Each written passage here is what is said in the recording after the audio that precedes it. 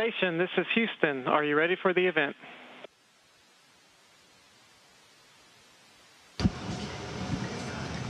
Houston, we're ready for the event. ISS program, please call the station for a voice check. ISS, Nicole and the rest of the Unity spacesuit gang here, comm check. Nicole, great to hear from you. We got you loud and clear. How about us? Got you loud and clear, and we are so excited to see you all together on the ISS with that stunning art spacesuit. Ginormous thanks to all of you for joining us for this global event today. And we have a lot of folks here in the Mission Control Center as well, some of our children from the hospitals here, some astronauts and cosmonauts you'll recognize. And also I wanted to point out a few very special supporters. We have Ian Sion, who is the artistic genius behind these suits. We have Gary Chilson from ILC Dover, who worked his spacesuit magic, I will say, along with the ILC team to create these wonderful pieces of art spacesuits. Kevin Long from MD Anderson. MD Anderson was there with us right from the beginning. Dr. Carlos Cardenas, who is the president of the Texas Medical Association. We are taking this wider and broader across the planet. Thank you for being here. We want to thank the Center Director's Office for supporting us. And I want to pass on a very special thanks to the ISS Program Office. We have Kenny Todd and Dylan Mathis down here with us. And we know that we would not be seeing you guys up there with this suit today without their very strong support of the project every step of the way. And it's global, baby. We have standing room only here in the visitors gallery, a whole host of our friends with suit parties going on around the world at hospitals, our control centers, and the Cosmonautics Museum in Moscow. So we see you there in the suit. Can you tell us, Two Fish, what you thought when you saw those beautiful colors pop out of the cargo bag, and how did donning that suit feel? Well, it's great question, Nicole, and just a quick thank you, big space thank you to everyone who is supporting this program, especially to Nicole who put it together. But as the father of my own little cancer ninja who's probably there today, thank you for making it happen. As far as the suit, you know, it's tricky to get into, but it's worth it. Kind of like the real suit. The real suit, you have the reward of getting to go outside and see an amazing view and do all sorts of fun work outside. This suit, you have the reward of the opportunity, or rather the honor, to represent the bravest kids in the world who actually put it together. And, you know, it makes a nice fashion statement, a little nod to my eclectic style, so I love it. Hey, speaking of which, last year was Art Expedition 1, Nicole, so tell us how this suit came to be. Well, thanks for those comments on the suit, and you look marvelous. This suit, Unity, is the third in a series of suits. Hope was the first suit, Courage was the second suit, and Unity is very special because it was modeled after our successful partnership on the International Space Station program. Ian and I had the opportunity to travel around the world to our ISS partner headquarters cities and paint with children in the hospitals there, with our astronaut and cosmonaut friends. Fyodor was with us, and Yuri Gudzenko in Moscow. We had Luca Parmitano and Frank Davina in Cologne. We had Aki and Satoshi with us in Japan, and Jeremy and Dave Williams in Canada. And just amazing. We brought that artwork back to the US, and Gary and the ILC Dover team quilted it together to this beautiful suit we have here today, and we have gone global. And I just want to, this is part of what we do on station is improving life here on Earth. Unity came up on SpaceX 12. We're very thankful to our SpaceX 12 partners for that.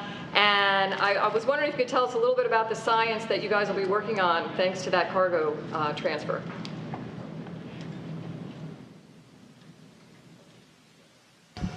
Well, we actually are very excited about the different research that's going on. Some of my favorite things involve the cell culture studies, we're looking at cardiac myocytes, which are the muscle cells in your heart, and cancer-seeking missiles. and probably one, as Jack mentioned, one of my favorite experiments has actually been looking at lung cancer cells, and we are trying a new method that the scientists on the ground developed and testing it out up here, where the antibodies that recognize the cancer cells have a drug attached to them, and they go out and try and specifically kill just the cancer cells, which would be helpful in chemotherapies on the ground as well. But because Jack's a fighter pilot, he named them cancer-seeking missiles, which I thought was really kind of cool name.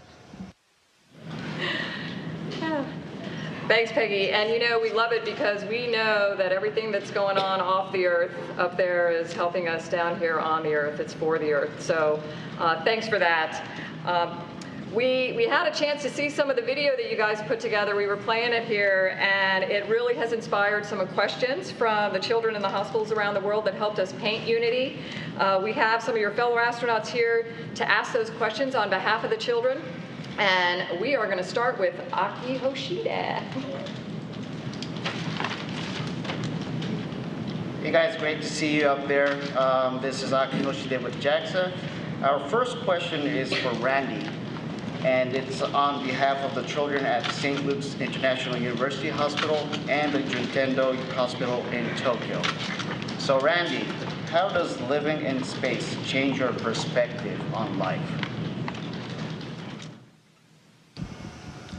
Well, a previous astronaut very appropriately said that, the first day that you're in space, you're looking for your hometown. And maybe the second day you're looking for your home state or your home area. And then by the third day, maybe your home country. And by the fourth day, you're no longer looking at any of that. You're a member of the human race looking down at spaceship Earth, our home planet, as a member of the billions of us that inhabit the planet. And you can't come away changed looking at this beautiful blue marble. You're going around every 90 minutes, seeing, the beauty of it, as well as realizing that every experience you've ever had and every experience, of every human that's been in every existence is down on that beautiful blue marble underneath you. And you really come away, it's very humbling, it's very beautiful, and we work very hard to try and, convey that with everyone. But bigger than that perspective was perspective for me the day that I found out my mother had cancer. And watching her battle cancer for 10 years, knowing the courage that it takes, all the little cancer fighters that are out there that are part of this project, it's just amazing. Every kid that painted on this suit and every kid that they represent are real heroes. And also the courage that it takes for the families. Know that our hearts and prayers are with you, knowing that you're taking care of your little ones as they go through this. And as excited as we are about seeing human beings make history by stepping on another planet, all of us would much rather see us make cancer history before that happens. Randy, those are just amazing words. You did a terrific job of conveying your perspective from space and how it applies to our fight here on the planet. And this is Jeremy Hansen speaking now with the Canadian Space Agency. And I get the honor of asking a question on behalf of the children in Canada at South Lake Regional Health Centre in Toronto and the Montreal Children's Hospital. And Two Fish, Loic has a question for you. Loic's a young boy who helped us paint the Unity flight suit last year in Montreal. And his question is, what effect does no gravity have on astronauts? And do you get disorientated? Now tell us the truth. Well, first off, that's a cool name, Loic. That is awesome. And yes, you get a little disoriented, but the beautiful part of the human brain is that it adapts pretty darn quickly. So we actually start thinking in 3 dimensions and are able to orient ourselves a lot better as we go along. There's some effects on muscles and bones, but we've found ways to combat that. So the biggest thing is just flying around and not running into stuff too often, and you get better as you go. So I'm still a work in progress, as Peggy will attest to, but it's not so bad. Thanks, Two Fish. You guys look great up there. This is Andy from ESA, the European Space Agency, and I have a question for Paolo from all the children at the Cologne University Hospital International Cancer Center, and they would like to know what is the challenge of working and living in zero gravity, and how does it feel?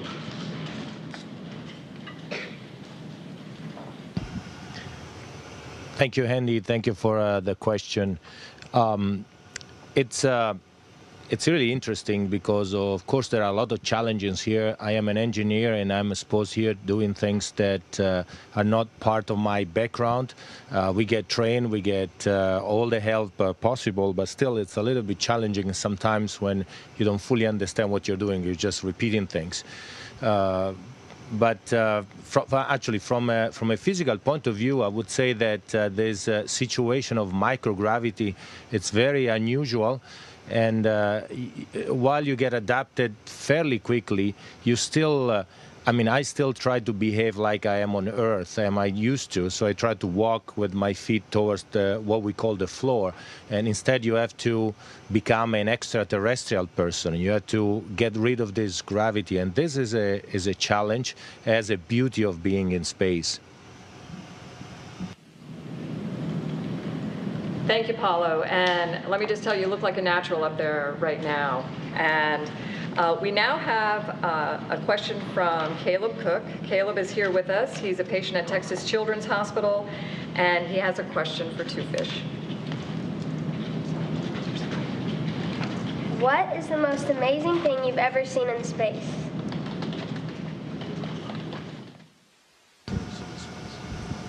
Boy, that's a great question, buddy. And I've seen so many things up here. Almost everything is really cool, from your food to the experiments. The aurora's awesome. Looking out into the stars is amazing. But I think it's more a feeling of all of those things together, and feeling like we as a team are getting to work together and make a difference on the Earth. That is the most special thing that I've experienced up here. As far as what I've seen, pretty much everything is incredible, so I can't narrow it down to just one. Well, I'm going to change that answer. This suit, coolest thing I've seen in space, period. We'll slather some awesome sauce on that, okay? And thank you very much, Two Fish. Peggy, we have another special guest here with us today, Mia Spargo. She is the singer and songwriter of the beautiful song that you heard earlier, and she was a patient at Texas Children's Hospital as well, and she'd like to ask you a question. So we've heard of the bottles being put out to sea with a message. Well, since you're in space, I think you are closer to God. I was wondering if you could please write down my message on a piece of paper and release it into outer space.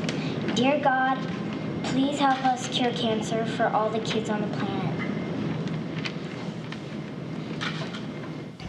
Well, I really loved your song. It was quite beautiful, and the words are very inspiring. And we don't have bottles up here, but we can launch satellites, and maybe we'll put your message in a satellite. Thank you, Peggy, and we cannot wait to see that launching out from the airlock behind you there, or off the end of the robotic arm. That will be such a special moment, and I know Mia is very thankful. All of us here are very thankful for that. And Jack, crew, we'd like to tell you a little bit about what's going on with the art spacesuit next. We have the Exploration art spacesuit that's being painted in parallel with this activity today all around the world by children all around the world.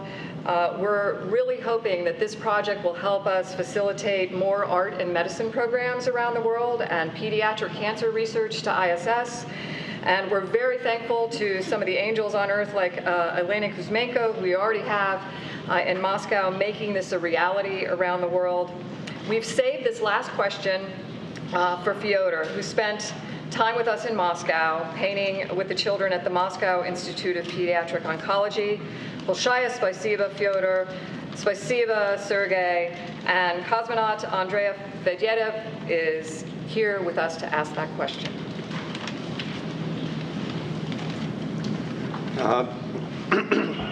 Доброго времени суток всем космонавтам и астронавтам, которые сейчас находятся на орбите.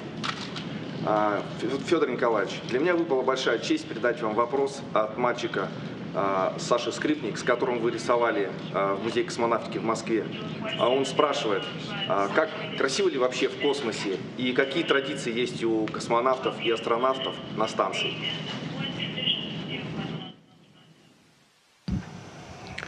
Спасибо большое вопрос. Thank you very much, everybody. And first of all, I would like to say hello, Nicole.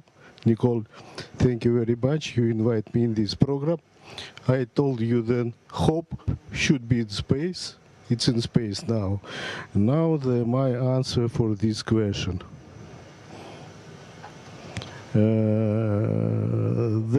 Everybody of us, we coming to space like patriots of our countries. But only when we looking from space to Earth planet, we may see how beautiful Earth planet is. And this planet is our home. For what reason everybody for our expedition, look here, it's American, Italian, Russians, and International Space Station. It's really International Space Station. We are here, and here is our small home. Earth planet is our big home. And for us, very terrible, then sometimes the child has this problem. For what reason? Jack, me, everybody of us, we working with child. And for this very beautiful planet, for very beautiful child, we have some toys. Jack, maybe you show these toys and continued my answer. You should say Russian. I think they were expecting in Russian. And in Russian, I should repeat just a little in Russian. Спасибо большое за этот вопрос, дорогие ребята. Каждый из нас с удовольствием участвует, во-первых, в этих программах. Мы с удовольствием посещаем, и с тяжким ощущением на сердце тоже посещаем различные больницы и клиники. И вместе с тем хочется сказать, что надежда — это самое главное, что есть у нас в жизни. А надежда — это наша планета Земля. Каждый из нас, прилетая сюда, является патриотом своей страны. Но глядя на эту красоту, о которой впервые сказал Юрий Алексеевич Гагарин, насколько она красивая и хрупкая, мы можем сказать, что наш дом — это наша Земля. И она — это самое красивое, самое прекрасное, что есть на свете. Мы посвятим себя тому, чтобы она досталась вам еще краше, еще лучше. And we're hoping to do everything we can to preserve it for you so that it could only become more beautiful and less fragile. Once again, thank you so much for inviting us. We are so happy that you have been part of this project. We're so happy to see the whole crew there with us sharing in this. Mia wanted to share some of her wonderful Russian language skills with you, so very quickly. Привет, Андрей.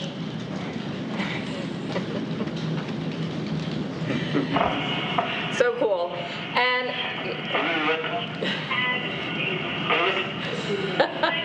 wonderful. So ginormous thanks to all of you on the awesome Expedition 52 crew. We are going to close this out now. We even did this in the 20 minutes. Awesomeness. But as a special closing, I am passing over to one more special guest. Bethany would like to say a few words. Oh, where are you? Right here.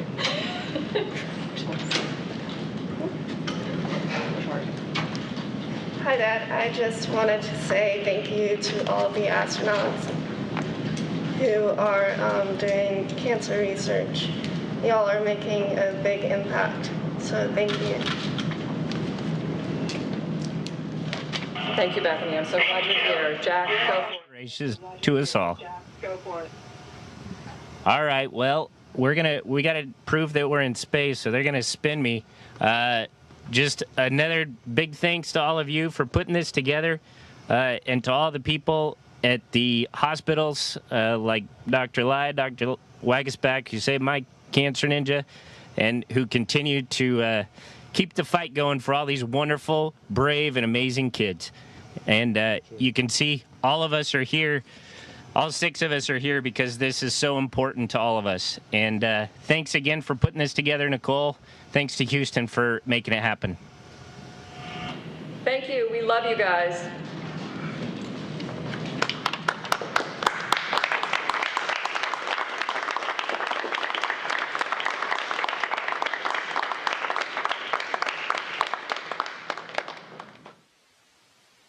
Station, this is Houston ACR. That concludes the event. Thank you.